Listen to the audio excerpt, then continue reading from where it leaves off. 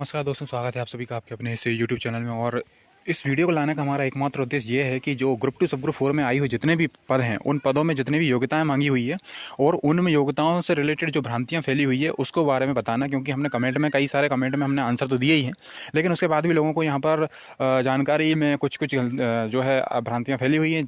और उसमें मोस्टली जो लोग हैं, बहुत सारे कमेंट वाले वो हैं बी टेक वाले, जो इंजीनियरिंग करे हुए विद्यार्थी हैं। वो ये मानना है, उनका ये मानना है, या उनको रिप्लाई में जो है कई लोगों का कहना है कि भाई वो यहाँ पर ऐसे कई पद जहाँ पर आपको बता दें कि जो ग्रेजुएशन लिखा हुआ है, ग्रेजुएशन लिखा हुआ है तो उसमें तो सब डाल पा रहे हैं, लेकिन जहाँ कहीं भी कला वाणिज्य और विज्ञान से स्नातक लिखा हुआ है वो बी वाले यानी इंजीनियरिंग वाले उसमें अप्लाई नहीं कर पाएंगे। लेकिन ये जो तथ्य है बिल्कुल गलत है। हम आपको बता देते हैं, सहायक संपरीक्षक से लेकर सहायक प्रबंधक से लेकर जहाँ जहाँ पर भी इस तरीके का लिखा हुआ है, विज्ञान में जहाँ पर स्नातक लिखा हुआ है वहाँ बी वाले आएंगे ही आएंगे, क्योंकि बी वाले अलग से नहीं आते हैं, विज्ञान में ही आते हैं। और इसका प्रमाण हम इस वीडियो में लेकर आए हैं। पूरा वीडियो देखिएगा, बिल्कुल भी स्किप मत करिएगा। बाद में आप कमेंट बिल्कुल मत पूछिएगा, हम आपको पूरा प्रमाण के साथ बताते हैं कि कहाँ ऐसा लिखा हुआ है, कहाँ पर ऐसा लिखा हुआ है कि बी वाले भी डाल सकते हैं। तो आइए इस वीडियो को हम आपको पूरा दिखा देते हैं।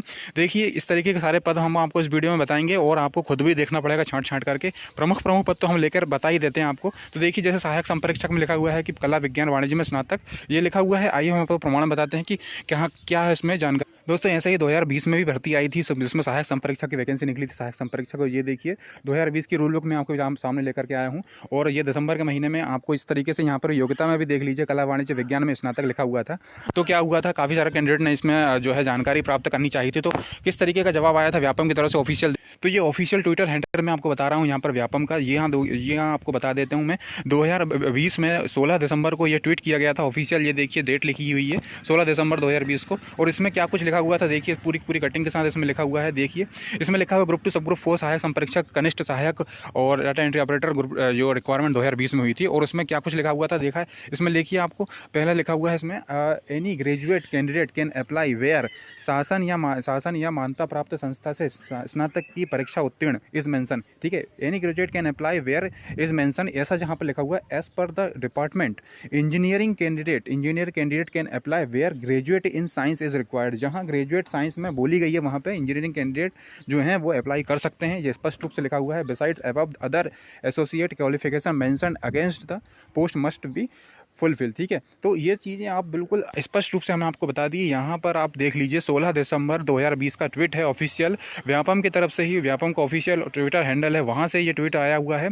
और ये जानकारी हम आपको प्रोवाइड इसके बिहाफ पे ही हम आपको पहले भी हमारी वीडियो में हम बताते थे। यहाँ पर वी वाले पूछते थे कमेंट में, हमने कईयों को बताया, कईयों के कमेंट में नहीं बताया, क्योंकि काफ़ी सारे कैंडिडेट जो है इसमें जो है नेगेटिव कमेंट भी दे रहे थे। तो हमने आपको बता दिया, यहाँ पर ऑफिशियल जानकारी है, ये देख लीजिए, बिल्कुल यहाँ पर लिखा हुआ है।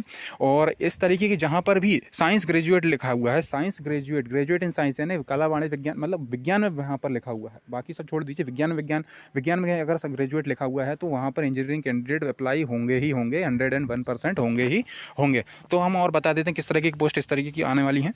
दोस्तों, वीडियो में आगे बढ़ने से पहले हम आपको बता देते हैं कि ये जो मध्य प्रदेश में जितनी भर्तियाँ आ रही हैं ग्रुप टू सब ग्रुप 4 वाली, सहायक संपरीक्षक से लेकर के एडीईओ पटवारी, और ग्रुप टू सब ग्रुप 4 के अलावा जो पंरक्षक हुई, चाहे आपकी आबकारी पुलिस हुई, सबके लिए परीक्षा प्रो आपके लिए लेकर के आया है।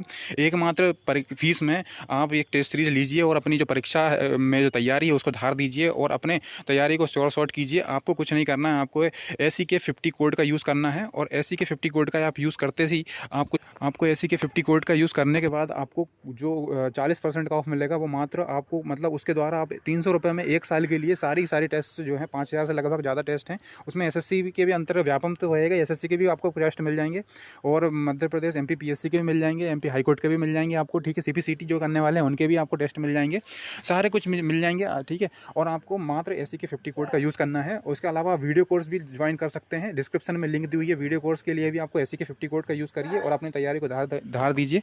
आप पता करिए कि आप लाखों बच्चों में कहाँ स्टैंड कर रहे हैं और अपनी कमियों को पूरा करिए। ठीक है दोस्तों, और ये जानकारी बहुत ही इंपॉर्टेंट है, डिस्क्रिप्शन में जरूर जाइए और एक जो है फ्री डेमो जरूर लीजिए। फ्री डेमो हर टेस्ट, हर भर्ती के लिए का एक टेस्ट का आपको फ्री डेमो उसमें दिया गया है, तो आप जरूर इसको देखिए।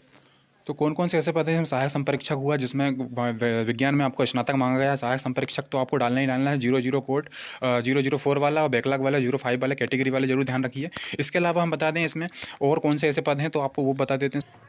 तो इसमें स्नातक लिखा हुआ है तो इसमें डालेंगे, लेकिन आपको क्या होना चाहिए, 1 वर्ष का डिप्लोमा। लेकिन अगर आपके पास वो ही आप BCS वाले हो तो आपको फिर वो 1 वर्ष का डिप्लोमा भी नहीं लगेगा, वो आप वैसे ही मान्य हो जाएंगे। लेकिन CPCT होना बहुत ही जरूरी रहेगा। CPCT 3rd नंबर पर लिखा हुआ है। तो ये पोस्ट कोड भी याद रखिए 09 और 010। ये हालांकि आखिरी में डालना है इनको, क्योंकि इसमें जो है जानकारी मतलब इसमें जो है मतलब आपको संविदा में रखेंगे तो कम पैसे से मिलेंगे। इसके अलावा और कौन सी है, देखिए ऐसी कई पोस्ट भी हैं जहाँ पर आपको ये विज्ञान लिखेगा, पर आपको वहाँ नहीं डालना। BE वालों को बता रहा हूँ मैं स्पेशली, क्योंकि यहाँ पर अलग से उन्होंने डिफाइन करके रखा हुआ है कि जीव विज्ञान, कृषि संकाय और वाणिज्य में ही, या वेटनरी साइंस में स्नातक ही बोला है। तो इसमें आप नहीं आ पाएंगे, क्योंकि इसमें जीव विज्ञान वाले जो जीव विज्ञान से जिन्होंने इंजीनियरिंग कर रखी हुई है उनके लिए ही है। अगर नॉर्मल ग्रेजुएट हैं तो उनके लिए ही है, ठीक है। बाकी और भी कई ऐसे पोस्ट हैं, मैं बताते जा रहे हैं आपको। जिसमें नॉर्मल स्नातक है वहाँ तो आप आ ही जाओगे, आपको कोई दिक्कत नहीं है, ठीक है। कहीं CPCT और डिप्लोमा है तो आप वहाँ पे अगर करा है तो आप। एक और जगह बड़ी वाली है, वो है आपके उद्योग संचालय में निकली हुई। पोस्ट कोड नंबर है इसका 129। पोस्ट कोड नंबर 129 में टोटल 95 पद हैं। और इसमें हमने पहले भी आपको कला वाणिज्य विज्ञान वाले में देखिए, कला वाणिज्य विज्ञान लिखा हुआ है, ठीक है, तथा नहीं लिखा है। ध्यान से देखिए, एक कैंडिडेट बोल रहा था कि इसमें इस तकनीकी ज्ञान की बात बोली गई, तकनीकी ज्ञान करके बोला गया। उसका कमेंट अभी भी होगा, शायद मैंने हटाया भी नहीं है उसका। तो अगर उसमें देखिए ये चीज़ स्पष्ट रूप से लिखी हुई है, अथवा करके लिखा हुआ है ना, कला वाणिज्य विज्ञान। यहाँ पे इंजीनियरिंग वाले तो आ ही जाएंगे और नॉर्मल ग्रेजुएट भी आ रहे हैं आपको।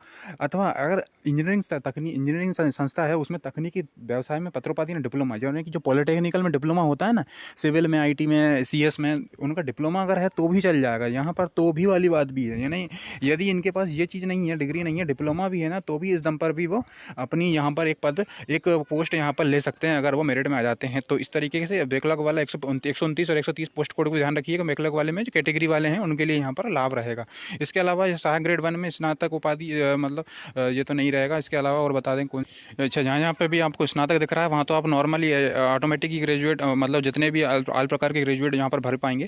और कहीं कहीं पे है जो लिखा हुआ अर्थशास्त्र, वाणिज्य, सांख्यिकी या गणित विषय के रूप में आपने उपाधि ली हुई हो, तो अब आप अपने हिसाब से, अपने माइंड सेट के हिसाब से यहाँ पर अनुमान लगा सकते हैं कि BE वाले आएंगे या नहीं आएंगे, क्योंकि यहाँ पर विज्ञान नहीं लिखा हुआ है। लेकिन गणित तो आपने किसी न किसी सब्जेक्ट के कहीं ना कहीं आपने गणित तो पढ़ा ही होगा, तो आप गणित उस बेहाव पर हैं। और यदि आपके पास, अगर आपने स्टैटिक्स भी कहीं पढ़ा है, कई इंजीनियरिंग स्टैटिक्स में होती है, यानी सांख्यिकी में भी होती है, तो वो लोग यहाँ पर आ सकते हैं, ठीक है।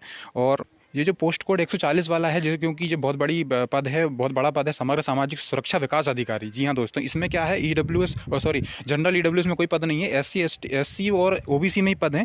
43 पद आपको OBC में दिख रहे हैं और 11 पद आपको SC में दिख रहे हैं। टोटल 54 पद हैं। और इसमें भी लिखा हुआ है कला विज्ञान वाणिज्य में स्नातक, ठीक है। तो यहाँ पर भी इंजीनियरिंग वाले आ सकते हैं, नॉर्मल ग्रेजुएट के अलावा भी, लेकिन उनके पास 50% के साथ डिप्लोमा होना चाहिए कंप्यूटर एप्लीकेशन मतलब PGDC हो, DCA हो, कोपा हो तो भी चल जाएगा। जी हाँ दोस्तों, कोपा भी आपका चल जाएगा, कोई भी दिक्कत नहीं आने वाली। कंप्यूटर एप्लीकेशन में डिप्लोमा बोला है, ठीक है। DCA PGDCA है ना, कोपा नहीं बोला है। लेकिन अगर अब आप अपने अगर किसी के पास है तो वो जरूर डालेगा प्रेफरेंस, लेकिन मोस्टली DCA PGDCA को प्रेफर करेंगे, ये बता दें आपको। कोपा भी एक्सेप्टेबल हो सकता है, रेयर केस है कि नहीं करें, लेकिन हो भी सकता है। तो आप इंजीनियरिंग के हिसाब से मैं बता रहा हूँ आपको, ठीक है। और देखो इसमें भी 140 और 141 वो दिव्यांगजनों के लिए 2 पोस्ट है, वो भी जनरल में है। तो जो दिव्यांगजन है उन्हें जरूर बताएं अगर वो इसमें है नॉर्मल किसी भी प्रकार ग्रेजुएट। ये एक राज्य सहकारी विपणन पोस्ट करके है, इसमें भी आप लोग एलिजिबल हैं। क्षेत्र सहायक के लिए पोस्ट कोड 144 वाले, इसमें भी आप ऑटोमेटिक एलिजिबल हो जाएंगे। 50% मार्क, क्योंकि इसमें BSc वगैरह BTech उसमें ऑलरेडी लिखा ही रखा हुआ है, तो इसमें इस तरह की कोई भी दिक्कत आपको नहीं आने वाली। बैकलॉग वालों में जो कैटेगरी वाले हैं उनको यहाँ पर जो है विशेष फ़ायदा होगा। और नॉर्मल ग्रेजुएट जहाँ भी आपको दिख रहा है, जहाँ पे श्रम उपनिरीक्षक हो, यानी कि sub inspector, level sub inspector वाले पद हैं, या कई भी ऐसे भी पद हैं जो मैं आपको दिखा नहीं रहा हूँ, क्योंकि काफ़ी बड़े यहाँ पर जो है PDF है 160 पन्ने की है। तो जहाँ पर भी आपको इस तरीके के पद दिख रहे हैं जहाँ नॉर्मल ग्रेजुएट लिखा हुआ है, वहाँ तो आप डालेंगे ही डालेंगे, ठीक है। उसके साथ और इस तरीके के पद जहाँ पर थोड़ी शंका है आपके मन में, वाणिज्य, अर्थशास्त्र, सांख्यिकी, समाजशास्त्र, गणित उपाधि है, तो इनमें जिनका है वो तो डालेंगे प्रेफरेंस लेकर। लेकिन जिनके पास जो BE वाले हैं, जिनके पास इस तरीके की जानकारी में मतलब इनके दिमाग में नहीं आ पा रहा है कि क्या इसमें हो पाएगा, जैसे वाणिज्य कर सहायक 150 नंबर कोड में, इनको आप लास्ट में डालिए, क्योंकि कुछ नहीं मिलने से कुछ मिलना अच्छा है। सबसे लास्ट में डालिए, पटवारी के हो जाने के जितने भी पद हो जाने के बाद में डाल दीजिए इसको, ठीक है। तो बाद में आप इसको सुझा सकते हैं आखिरी लास्ट में, जिनमें भी आपको दिमाग में थोड़ा सा कन्फ्यूजन बना हुआ है उन पदों के लिए। सहायक विकास विस्तार अधिकारी नॉर्मल ग्रेजुएट है, यहाँ तो आपको ध्यान रखना ही 153 154 पोस्ट कोड आपको विशेष रूप से ध्यान रखना है।